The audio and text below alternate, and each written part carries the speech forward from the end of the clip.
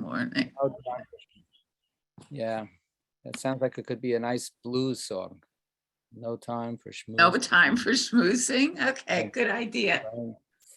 Have to work on that. Yeah. All right, so we're in chapter 3 of Pirkei Avot. Yeah. And we really looked at the Mishnah 1, 2, 3, and 4 according to my reading, my edition here. And we're on Rabbi Chanina ben Chachinai, which is Mishnah 5 in my edition. Let's have somebody read a translation of that Mishnah, and then we'll see. Okay, Geraldine, thank you. Okay.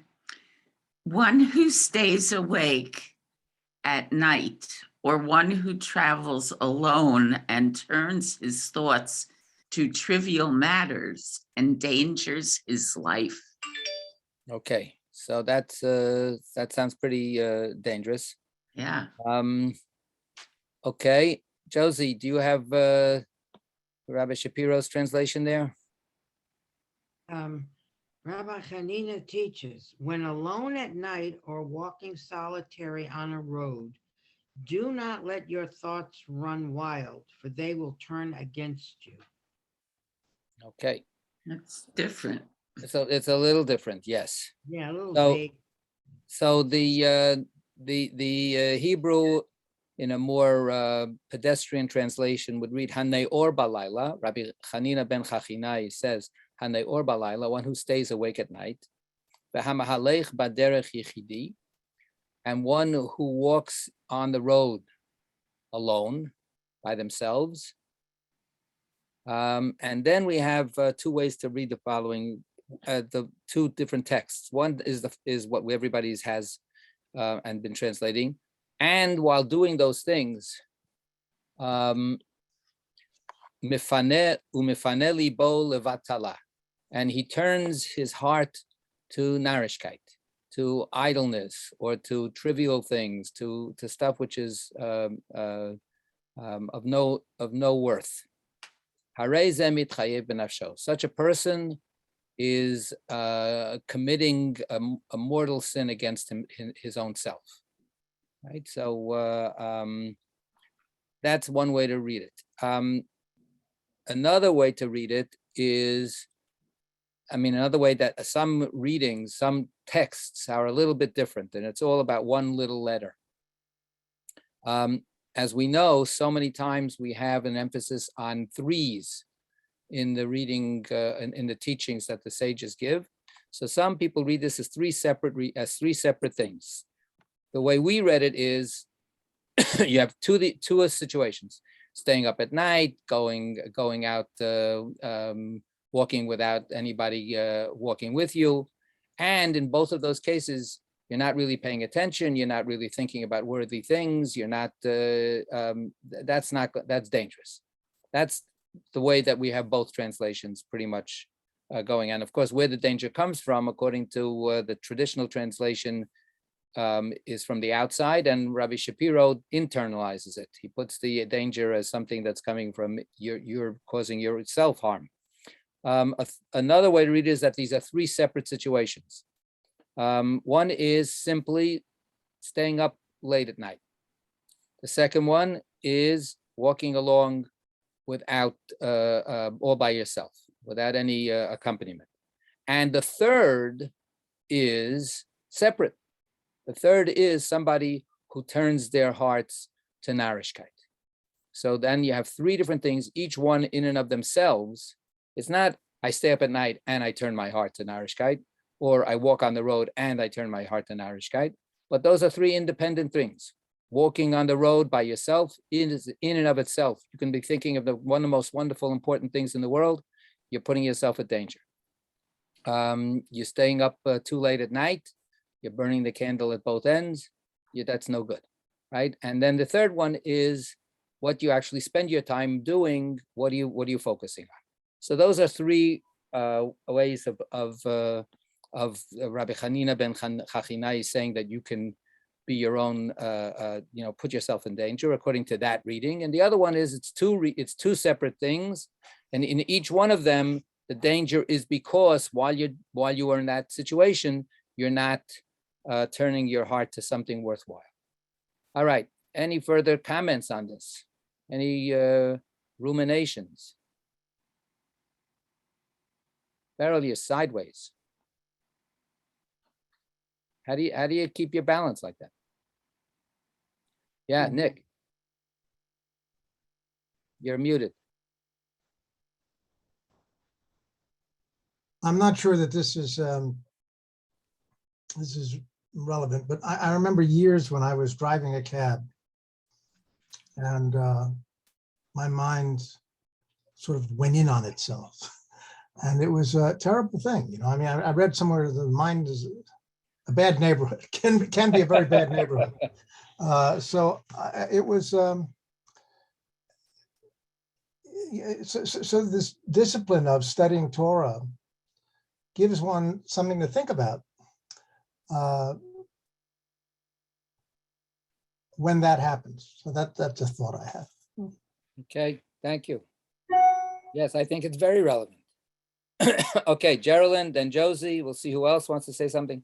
Doesn't that go along with, I forget where we studied it last week, but that when you're walking together with somebody, with another person, you're with another person, you're supposed to study Torah.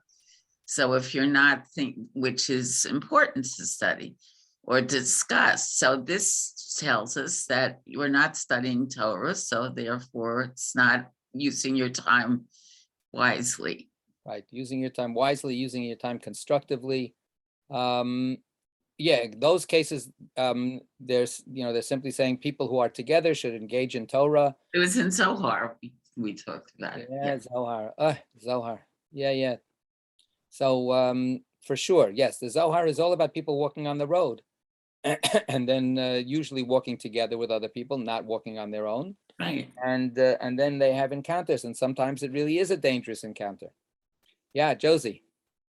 What is the theory about don't be alone? I remember Aaron came home once from Hebrew high school and he said he learned you're always supposed to be in threes. I don't know what story that was from. But Oh, he might have from 2 Mishnahs ago, where we said, sitting together with 3 people, studying Torah together as the Shekhinah is with you. This in particular is understood by many, as very, very prosaic, very simple, no big, profound, mystical idea that the roads were dangerous. The same way that we tell our children, don't go out at night by yourself. That's what he's saying. What he's saying is we don't have the street lamps all over the place, as Rabbi Yossi Rabbi Chanina ben Chachinai, but it's not, we're a few thousand years away from that. We don't have the security cameras, we don't have any of that stuff. If it's late at night and you're walking alone, you're asking for it. You're an open target. It's not safe. Don't do that. And of course, it brings up the whole question. What are you doing out there by yourself? Why are you out there by yourself? And of course, there's a zillion answers that could be given, right? But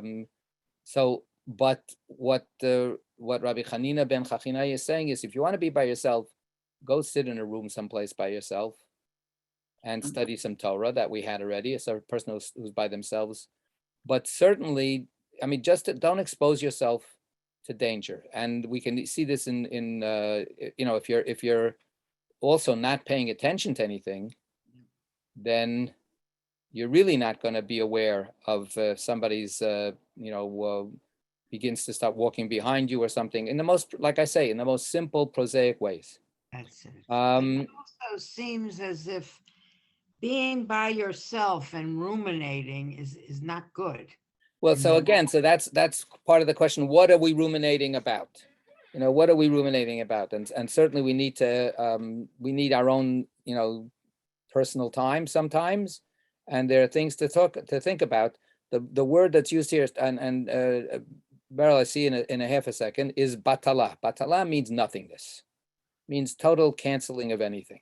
So, it's if you have to work something out, that's part of important part of your life.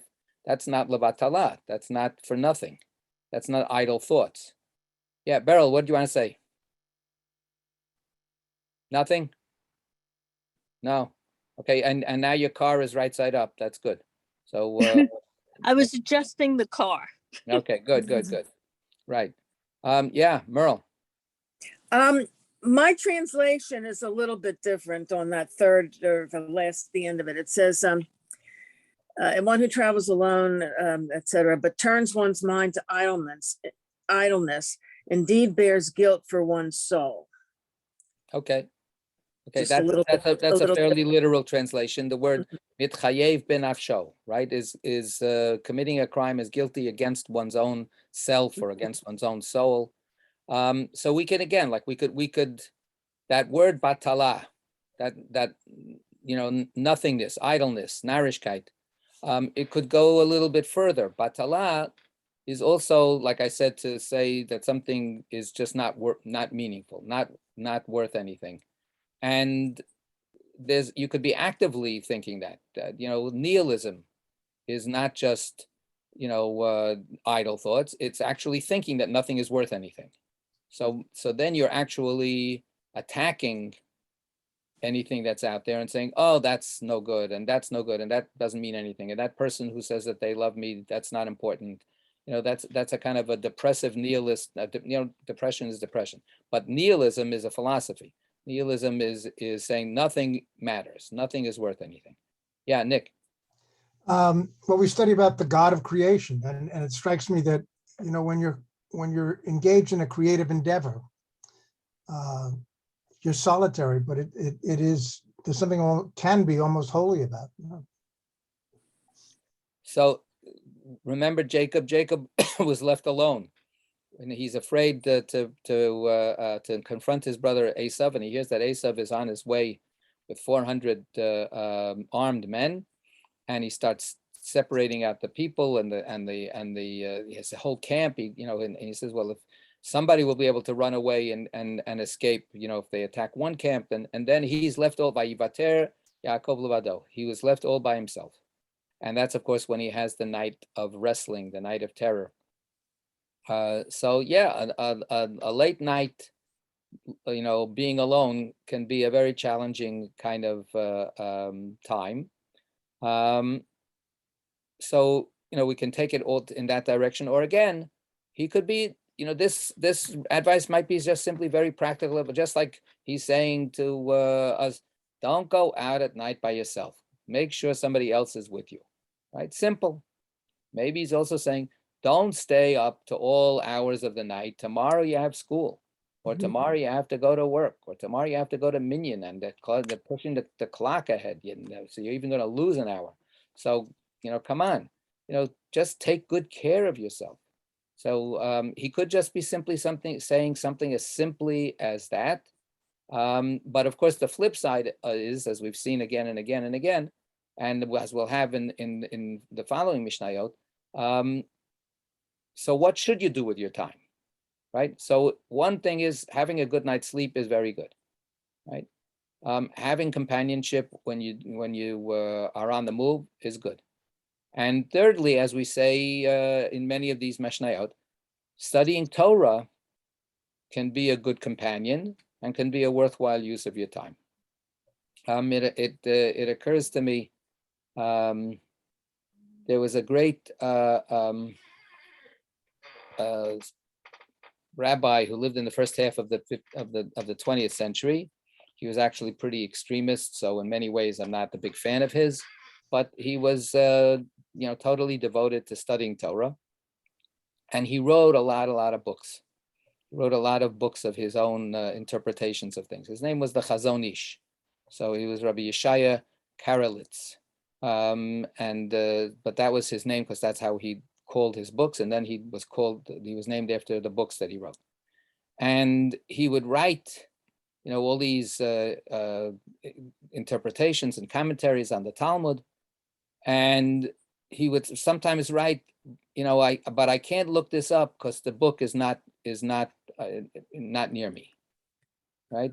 So, I seem to remember that this, important rabbi said something about this, but I really can't look at it. I can't look it up at the moment because the book is not by my hand.